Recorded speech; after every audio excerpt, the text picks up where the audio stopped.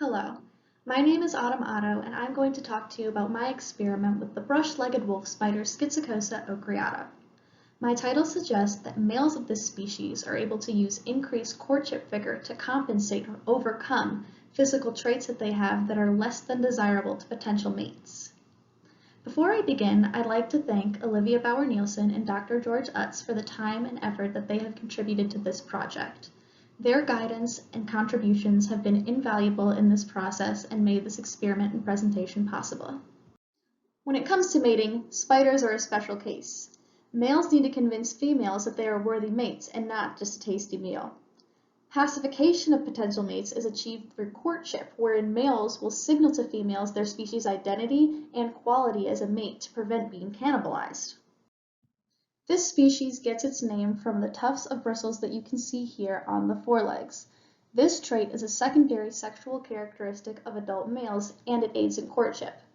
Males of this species will use both visual and vibratory communication in their courtship. Visual communication is comprised of movements such as leg waves, whereas vibratory communication is comprised of seismic signals. Female receptivity to male courtship can be seen in receptivity displays in response to live males and video playback of male courtship.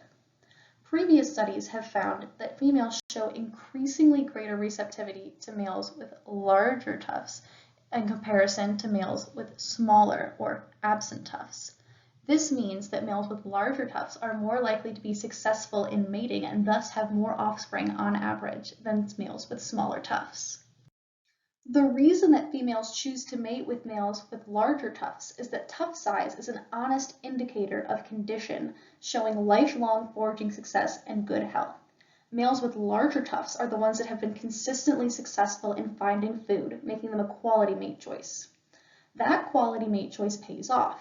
Females that mate with males with larger tufts have better reproductive success.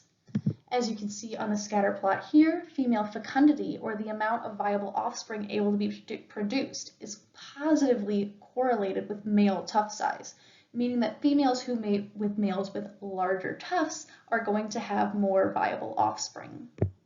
As you might guess, smaller tufted males are at a distinct disadvantage when it comes to mating. To make matters worse, tuft size is a static trait that is fixed at adulthood, meaning there is no way for smaller tufted males to increase their tuft size after they mature. So if you're a small tufted male, what can you do to convince females to mate? This is the concept that led to the research question: can males compensate for less than favorable tuft size with more vigorous courtship? Can behavior level the playing field in these smaller tufted males?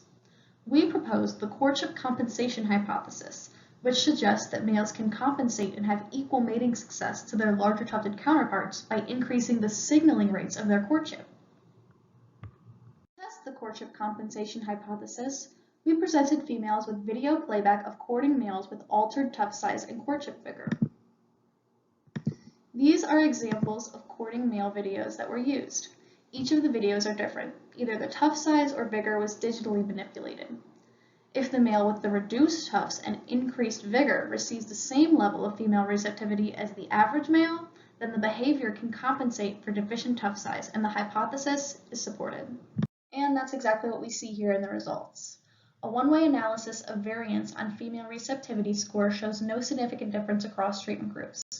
While this data showed no difference, there is a trend for the reduced tufts increased vigor male to receive a slightly higher mean of female receptivity. So what can we conclude? The data from this experiment suggests that males can use behavior to compensate for reduced tuft size, thereby leveling the playing field and gaining female receptivity in mating. What would that mean for wolf spider populations? Well, one thing it could mean is that increased mating success for smaller tufted males might help maintain tuft size diversity by preventing the smaller tufted males from being eliminated from the population and dying out through sexual selection. Male wolf spiders' ability to compensate for tuft size suggests that males may mask the truth of their poor condition by increasing their courtship effort. If so, this phenomenon of deceptive signals as a means of compensating for inadequacy could be applied to animal communication studies in a variety of different taxa.